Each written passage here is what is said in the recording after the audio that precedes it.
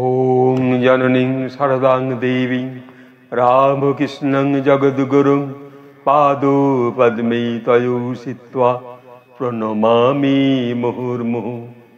আজ সেই স্বামীজির জ্যান্ত দুর্গা দেবী, সেই বৈকুণ্ঠের শ্রীলক্ষ্মী সারদা মা।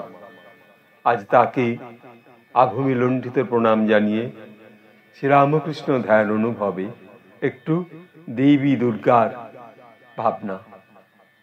আজ এই শুভ চতুর্থী এবং পঞ্চমীর এক লগ্ন, তারপরেই তো মায়ের ষষ্ঠী শুরু।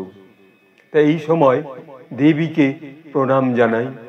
ওং নমস্তে শরণ্যে শিবে সানুকম্পে, নমস্তে জগদ্ব্যাপিকে বিশ্বরূপে, নমস্তে জগত্তারিণী ত্রাহি দুর্গে, নমস্তে জগচ্চিন্তমান স্বরূপে, নমস্তে মহাযোগিনী জ্ঞান রূপে, নমস্তে জগত্তারিণী ত্রাহি দুর্গে। দুর্গে দুর্গে রক্ষণ স্বাহা, দুর্গে দুর্গে রক্ষণ স্বাহা, দুর্গে দুর্গে রক্ষণ স্বাহা। ওং রিং দুং দুর্গায় নমো, ওং রিং দুং দুর্গায় নমো, ওং রিং দুং দুর্গায় নমো। এই যে দেবী দুর্গা, দেবী দুর্গার যে নাম দুর্গা, দয় হস্যু গয় রেপ আকার। এই দুর্গা নাম শ্রবণ করলে, উচ্চারণ করলে এবং স্মরণ করলে সর্বপ্রকারের বিপদ, ভয়, রোগ দূর হয়ে যায়। দুর্গা শব্দের অর্থ দুঃখ ত্রায়তে যা সা দুর্গা। দুঃখ হতে যিনি ত্রাণ করেন তিনি দুর্গা। এখন মানুষের অনেক সময় দুঃখ আসে। এই দুঃখ, ভয়, রোগনাশ করতে ঔষধ সম দুর্গা নাম স্মরণ করতে হয়। দুর্গা অর্থাৎ দয় হস্যু গয় রেপ আকার। দ মানে হচ্ছে দৈত্যনাশ, হর্ষ মানে বিঘ্ন নাশ, রেপ মানে রোগ নাশ, গ হচ্ছে পাপ নাশ, আর আ ভয় ও শত্রু নাশ। এই হচ্ছে দুর্গা যে সাধক সহায়িকায় তাতে বলছেন যে এই দুর্গা নাম শ্রবণ করতে হয় ঔষধ সম। শ্রীরামকৃষ্ণ পরম গুরু, সেই শ্রীরামকৃষ্ণ তার ভাবনায় বলছেন যে অভ্যাস দ্বারা মনের অসাধারণ শক্তি এসে পড়ে। এই অভ্যাস দ্বারা মনের অসাধারণ শক্তি এসে পড়ে।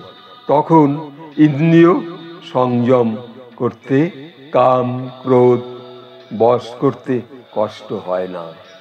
তাহলে আমাদের অভ্যাস করতে হবে। কাজে কর্মে ভাবনায় আমরা যদি বলি জয় মা দুর্গা বা জয় দুর্গা। দেবী দুর্গা রাষ্ট্রিক দেবী, তিনি রাষ্ট্রের দেবী। এই দেবী দুর্গার যে ভাবনায় যখন আপনি কোনো কর্ম শুরু করছেন, সেই কর্মটা নির্ভয় সম্পূর্ণ হবে। তখন তার সেই কর্মের মধ্যে জড়তা, ভয় ভাব থাকবে না। ঠিক রোগের মধ্যেও তাই। ঔষধ সম সেই দেবী দুর্গার নাম যদি আমরা করতে পারি, বা স্নান করার পর, অনেক আগেকার মহিলা, এমনকি দেবী রাসমণিও কি করতেন জানেন? করতেন দেবী দুর্গার নামটা কখনো গঙ্গা জল দিয়ে লিখতেন, কখনো লাল কালি দিয়ে লিখতেন। তাই দেবী দুর্গার নাম করতে হয়। তাতে মনের ভয়, সংশয়, অশুভ এবং সমস্ত রকমের অভাব, মনের যে পরিপূরণ শক্তি, সেগুলো এসে যায় নতুনভাবে। দেবী দুর্গা যেন আমাদের শ্বাসে প্রশ্বাসে ভাবনায়। তাই শ্রীরামকৃষ্ণ বলছেন যে অভ্যাস দ্বারা মনের অসাধারণ শক্তি এসে পড়ে। ঠাকুর কখনো কখনো বলতেন সেই তাঁর দক্ষিণেশ্বরে, একবার দুর্গা নাম করো, একবার বলো, একবার দুর্গা নাম করো, একবার জয় মা বলো, ঠাকুর কাকুতি মিনতি করে ব্যাকুল হয়ে মানুষের কাছে বলেছেন, মানুষের কাছে আবেদন করেছেন। সেই দেবী দুর্গা যে রানী রাসমণির বাড়িতে পুজো করতে পরম পুরুষ শ্রীরামকৃষ্ণ পৌঁছেছিলেন, সেই দেবী দুর্গা আজও এই আমাদের মধ্যে, এই আজ শুভ চতুর্থী, পঞ্চমী, ষষ্ঠী, সপ্তমী, অষ্টমী, সন্ধি পূজা, নবমী, দশমী, এই প্রতি মুহূর্ত আমাদের মা আসেন সমগ্র শরীরকে নিষ্পাপ করতে, মনকে স্বচ্ছ সরল করতে।